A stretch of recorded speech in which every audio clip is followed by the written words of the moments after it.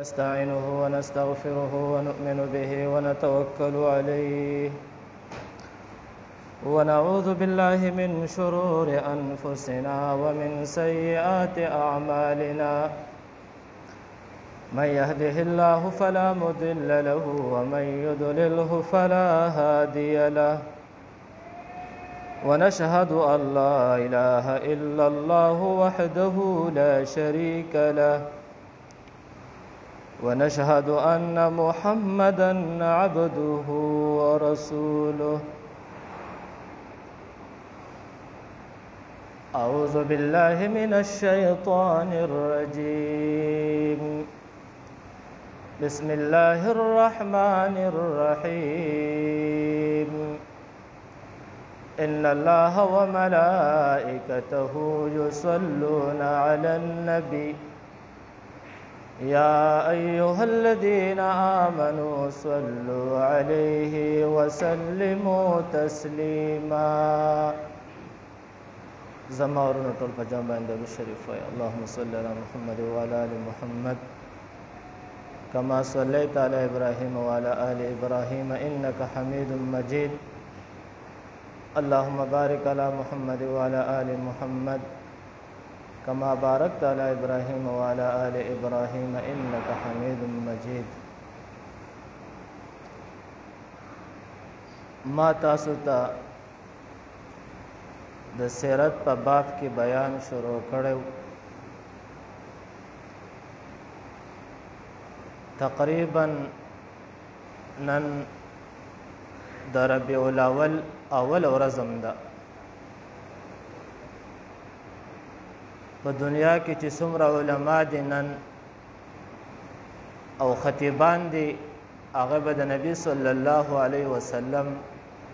د موضوع متعلق بیان کې د هغې سیرت په بیانې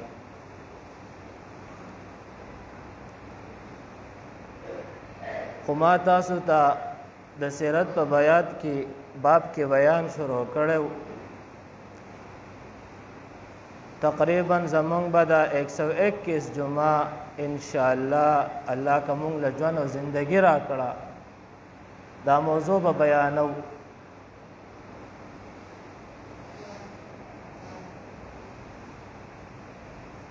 لسم ذل د هجری لسم کال نبی صلی الله علیه وسلم د حج په موقع باندې د حجۃ الوداع د خطبه په موقع باندې یو څو خبرې کړې وي او هغه خطبه ما تاسو ته پاغې کې نن دا درې مجمع ده حدیث مبارک کې دا ټول خبرې د نبی صلی الله علیه وسلم راغستې شوې دي په دغه موقع د نبی صلی الله علیه وسلم سره بمعی علماء اختلاف 1,24,000 کم صحابه موجود دي بعض وایي چې 90,000 دي خو د ټولو د نبی صلی الله علیه وسلم دا موضوع دا خطبه ذکر کړی ده نبی صلی الله علیه وسلم ډیر تاکید په یو خبره باندې وکړو یا ایها الناس اتقوا فاتقوا الله فی النساء فإنکم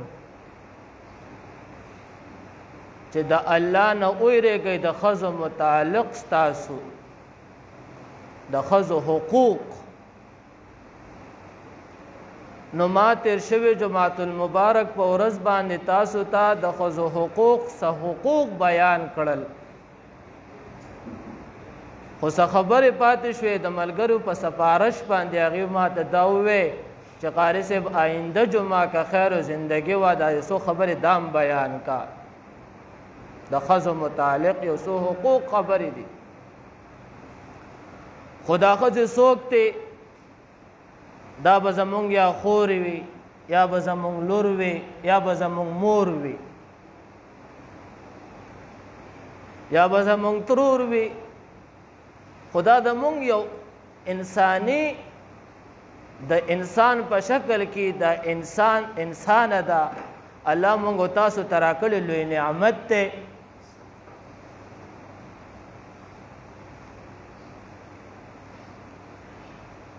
نو ما ډېرې خبرې تاسو ته کړې وې خو یو څو خبرې د دې متعلق پاتې دي حقوق النساء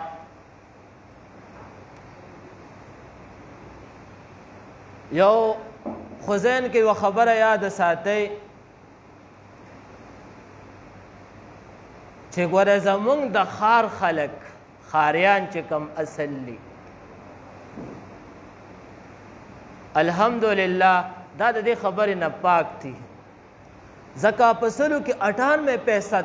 خلک د ښار خلک ښاریان چې کم دي هغه د ښځو حقوق ادا کوي دا ماته پته ده دغه شانته د پنجاب خلک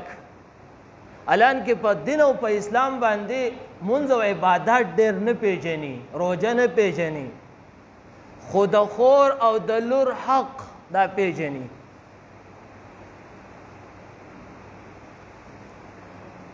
زمونږ په پښتنو کې دا اهم مسله ده زمونږ پښتون ورور زه ګوره خپل هم پښتون یم ګوره دا نه ویم چې زه پنجابی یا ښاری یم دا مسئلې موږ ته بار بار راځي او راپېښېږي مدرسو ته دا مسائل راځي نو زمونږ د پښتنو الحمدلله دا په دین باندې مین خلک دي منځ عبادات په خپلې طریقه پیژني شوقین د منځ دی الحمدلله روجه زکات وغیره خو حقوق النساء کی پاتی دی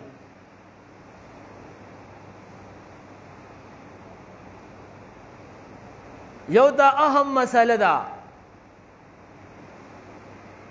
اهم مسئله دا دا کله چې مونږ یا لور ورکو یا خور ورکو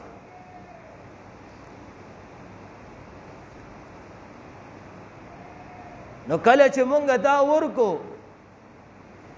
نو د دې د زوج د خاوند د کور نه په دې باندې پیسې اغستل حرام دي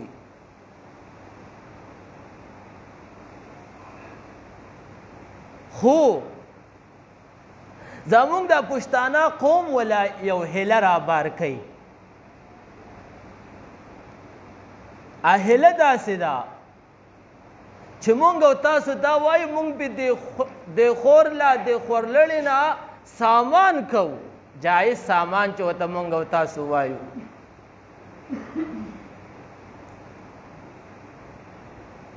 داسې یو هیله وله رابار کو نو دا ستا کور ته واپس درځي خاوند ته وله مونږ وایو ستا کور ته واپس درځي دا یو هیله وله راپېښو خو زه به تاسو ته د دې یو لنډ مثال درکم چې مونږ او تاسو د زوی د شادۍ دپاره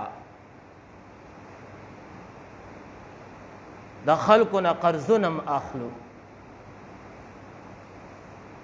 او ښه سامان هم ولکو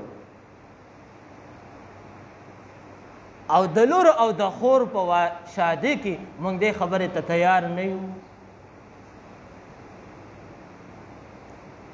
نو ولې دا خور او دا لور ولې دا په لوریانو کې شامل نه ده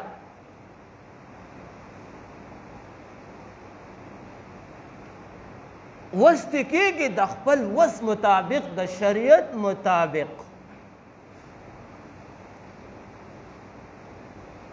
ګوره هر سړی شریعت هر سړی په خپل مقدار سره موقوف کړی دی برابر کړی دی څومره ستا وس دی قرآن کې الله وایي الا وسعها هر سړی د خپل وس مطابق پړلی زه به تاسو له یو مثال درکم یو مالدار سړی دی په عباداتو کې داسې مسجد کې وغیره کې په مدرسه کې 1 لاک روپۍ ورکړې یو غریب سړی دی هغه 1 روپۍ ورکړه د خپل وس مطابق یاد ساتئ چې د مالدار 1 لک د غریب 1 روپۍ دا یو برابر دی په ثواب دی ځکه د دې هم دقه وس دی د مالدار هغه وسو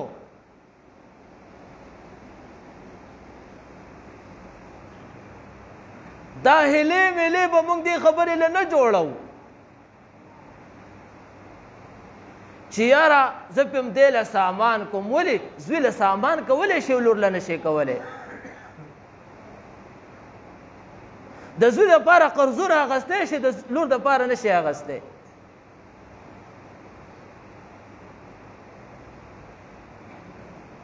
نو یاد ساتئ چې په دې لور باندې روپۍ اخیستل دا حرام دی حرام وس دې نشته سامان ولا مه کوه وس مې نشته خپل وس مطابق مې همدقه سامان وکړو او الله نه وغواړه او صفا خبرې څنګه چې د زوی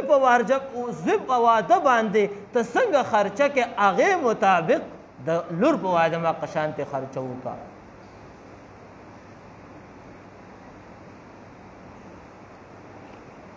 دویمه خبره زمونږ په دې بعضو قومونو خصوص وزیرستانیان په ماجرو کې افغان قوم کې فارسیوان قوم څه قومونه نور داسې دي کوټهوال هغې خصوص لور خرڅوي بیعه پې کوي چې دومره حساب کتاب به راکې نو لور به دله په نکاح درکم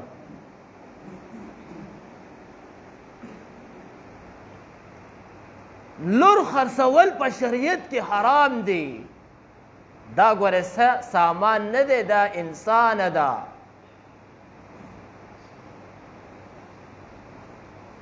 ما داسې م اورېدلې څه قومونه داسې دي وایي چې لور یې پیدا شي نو وایي دا الفاظ وایي چې یو موټر خو مې وګټلو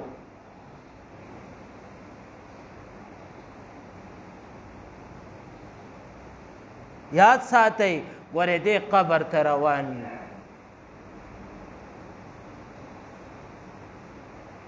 د لور حقوق د خور حقوق چې څومره ستا سره په وراثت کې په حقوقو کې حصه کېږي د هغې پوره حق ادا کول دا په مسلمان باندې لازم دی په دې به نه خفه کېږو ښه دا مسایل دی دا ګورې ټولو کتابونو ذکر کړي دي ګورې که زه تاسو ته په دې خوله ذکر کوم دا کتابونو مسایل ذکر کوم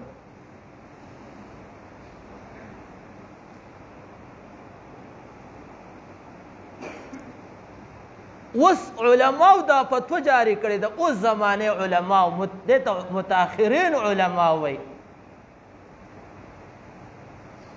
متاخرین علماو د حقوق النساء د ښځو متعلق دا فتوه جاری کړې ده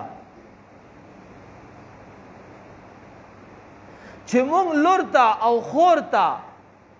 دا وایو څنګه چې زوی په زبردستۍ باندې خپل حق غواړي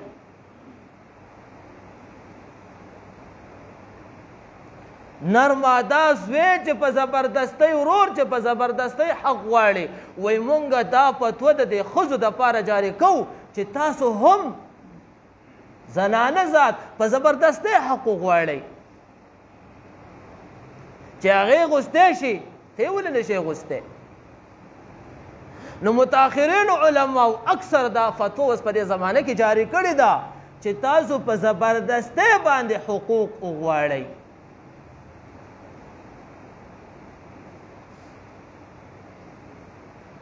الله دې مونږ او تاسو له د عمل کولو توفیق را نصیب کړي کنه قسم په خدای که په دې حساب شو مونږ ټول نوی کېږو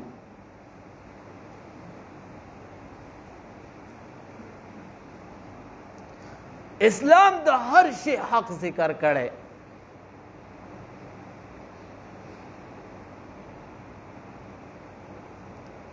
په خطبه کې نبی صلی الله علیه وسلم بل خبره وکړه یا ایها الناس انه لا نبی بعدی اے خلقو زمانه پس بل نبی دنیا ته راتلو والا نشتا ز آخری نبی آخری رسول یم قرآن کریم پی ټاپه والدا په نبی صلی الله علیه وسلم باندې ذهن کې یوه خبره یاده وساتئ کله چې سټامنویس وغیره عدالت قانوندان یو خط یا سلیکی یا یو باچا بل باچا ته خط لیکي دا د مخکې زمانې نه دا فلسفه را روانه ده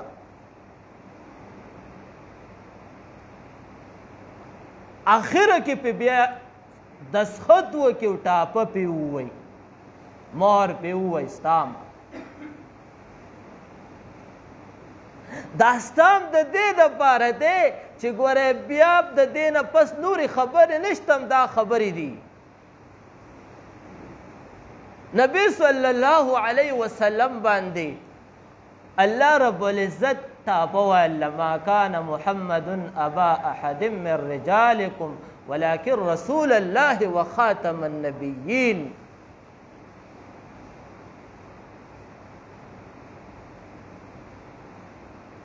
نبی صلی الله علیه وسلم په زبردستی دا خبره وکړه و ای خلکو زمانه پس بل نبی رو دنیا ته راتلو والی نشته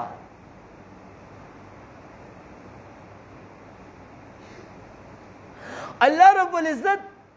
چې د نبی صلی الله علیه وسلم امت ته دا دومره لوی اعزاز ورکړی دی دا یې ولې ورکړی دا لوی اعزاز یې په دې ورکړی چې د رسالت د نبوت کار یې ورته حواله کړی مخکې قومونو ته دا عمل حواله نه و ځای په ځای به تاسو ګورئ تبلیغیانو بیشتره زغته اچولو په جوماتونو ګرځي په کوڅو ګرځي دا د نبوت او د رسالت هغه عمل جاري دی مجاهدین لګیا د جهاد کوي دا د نبوت او د رسالت عمل جاری دی نو الله رب العزت چې د نبی صلی الله علیه وسلم امت ته په ټولو انسانانو کې اعزاز ورکړی هغه اعزاز هم دا دی په دې وجه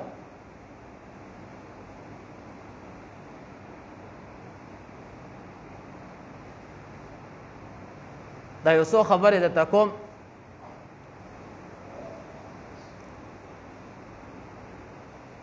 دا بعضې خلک چې کم دی تاسو ته ما وایي په د کومو کسانو چې د نبوت او د رسالت دعوه کړلې ده استاد محترم حسن جاسر رحمت الله علیه به وی څوک چې سپي ته خدای ووایي وایي یوه کوټه دلایل ورسره هسې ورسره نه وایي وایي څوک چې سپي ته رب وایي نو یوه کوټه دلایل یې وله پیدا کړي بیا یې ورته وایي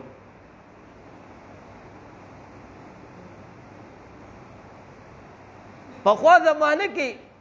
نبی صلی الله علیه وسلم وفرمایل لا نبی بعدی لام لفظ ذکر کړ زمانه پس دنیا ته نبی بل راتلو والا نشتا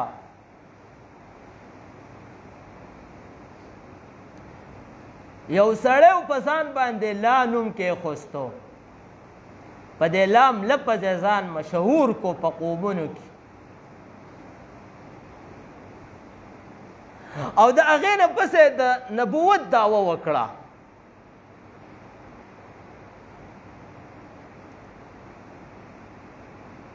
نو چې کله به ورته علما راپاڅېدل چې دا ته څه وې نبی صلی الله علیه وسلم خو دا لا نبی بعدي ویلی دی نو هغې به په جواب کې څه وې وی هغه لا نوم زما دی او زما تصدیق نبی صلی الله علیه وسلم کړی دی چې زما نه پس په لا نبی دنیا ته بل راځي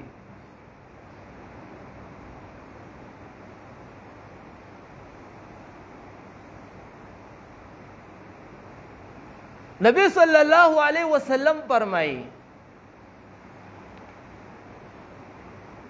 وای زما نفس دنیا ته نبی راتلو والا نشتا 30 کسان به د جوټې دعوه کوي د هغې نه پس به بیا قیامت قایمیږي نو تقریبا 27 کسانو دا دعوه کړې ده او د دنیا نه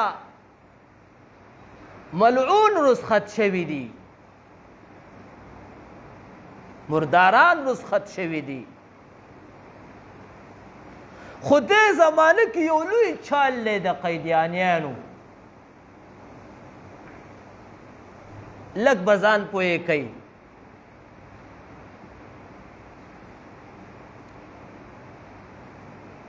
اوس زمانه کې کتابونو لیکلي دي په لاهور کې یو فوجي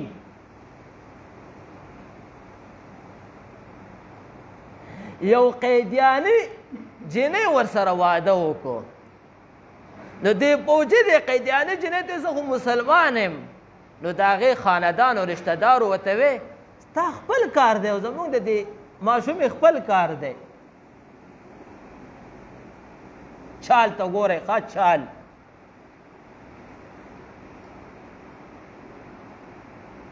خبره شروع شوه واده وشو برسر احمد واده وشو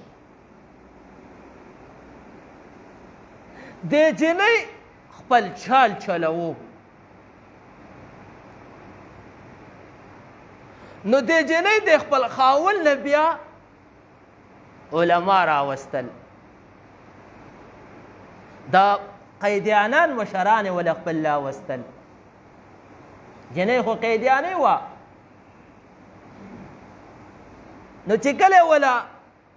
خپل مشران راوستل نو دوی ورته څه ویل اوله خو پرې ډېر کوشش وکړو خو اړولی نه شو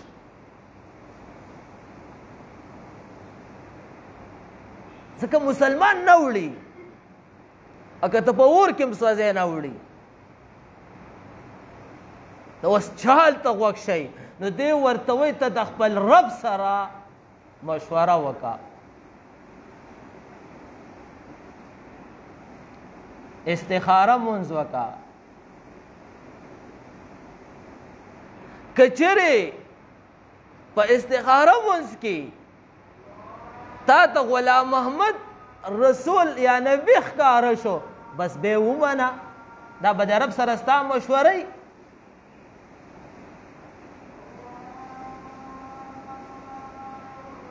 نو دې فوجي چې کوم دی مشوره دا خبره وی صحیح ده بس د رب سره مشوره وکم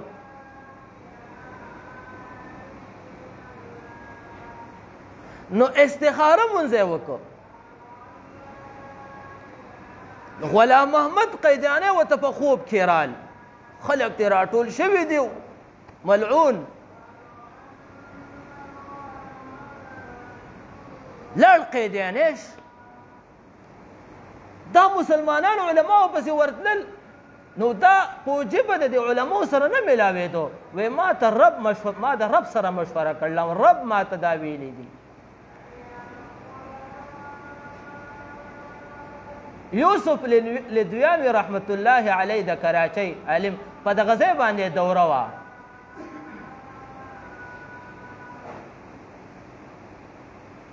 هغه ورله رالو هغه ورته وایي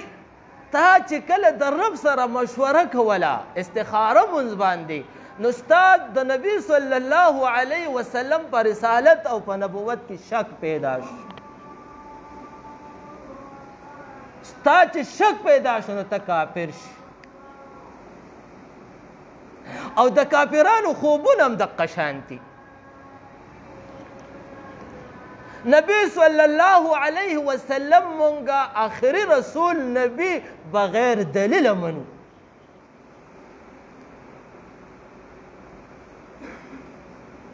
چې دا خاتم النبیین دی بل نبی دنیا ته راتلو والا نشتا نو نن قیدیانیان ملعونیان په دنیا کې دا چلونه چلی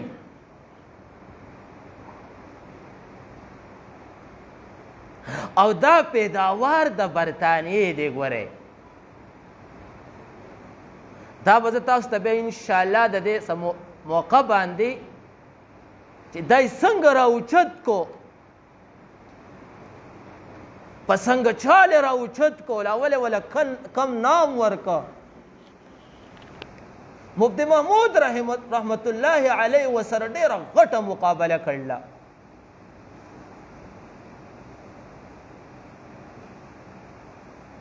بټو صاحب دی الله سره د خاورې وبخي هغه ته د فارموس کې دوا کوم دا قیدیانیانو باندې چې د کفر د پاکستان په آیین کې کافران برقرار کړل دي دو اشخاصو پکې ډېر भरपूर किरदार हो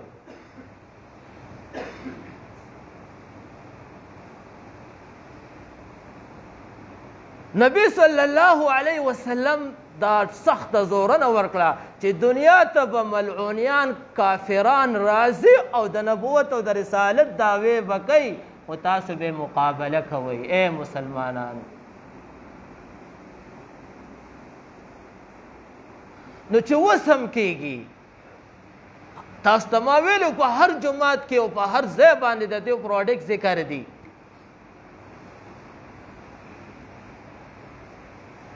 نو د دې خلکو شیزونه ماخلی ځکه ګټه هم دیو ته ځي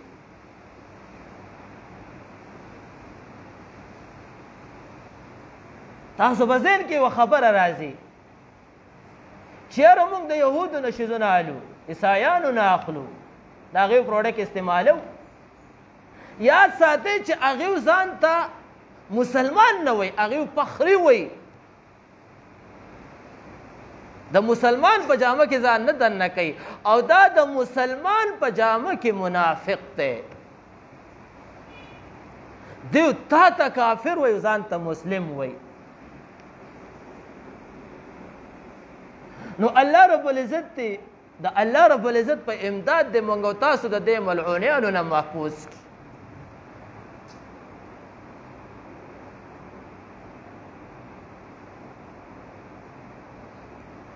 نبی صلی الله علیه وسلم په دې خطبه کې یو څلور خبرې نور وکړې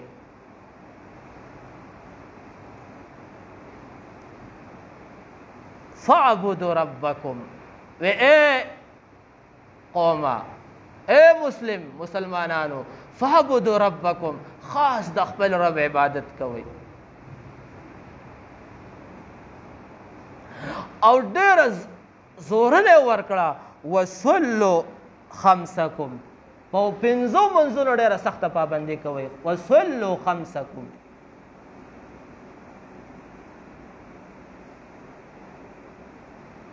دا خپله باندې لوی باب دی نو د پنځو منځونو پابندي کوي کوم انسان چې د منځونو پابندي کوي دی ته په دنیا کې هیڅ مشکل نه دویم وصوموا شهرکم وصوموا شهر رمضانکم او د میاشتې د رمضان د میاشتو د روجو پابندي وکړئ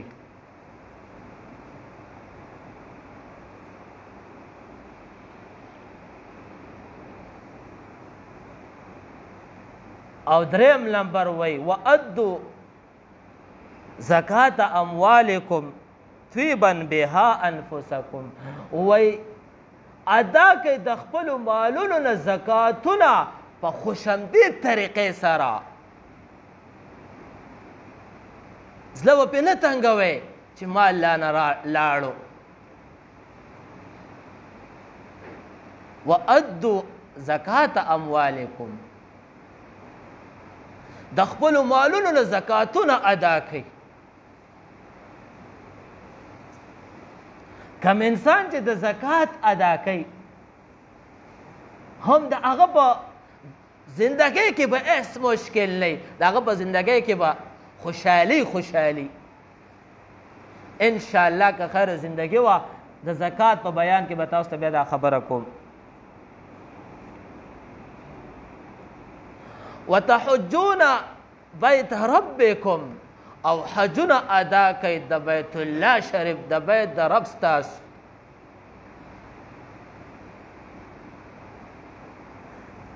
دا څلور دا ارکان دي. نبی صلی الله علیه وسلم سخت زورنه په دې ورکړه.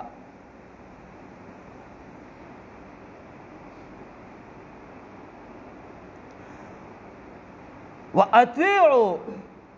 او اولات امرکم او تاسو اطاعت وکي خپل اولاد ته د امر تابعداري خپل اولاد ته تربیت ورکي.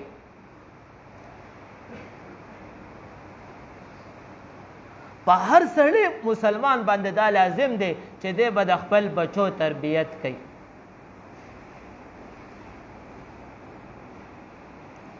آخره کې وای تدخلون جنت ربکم تاسو به الله داخلي جنت ته رب ستاسو.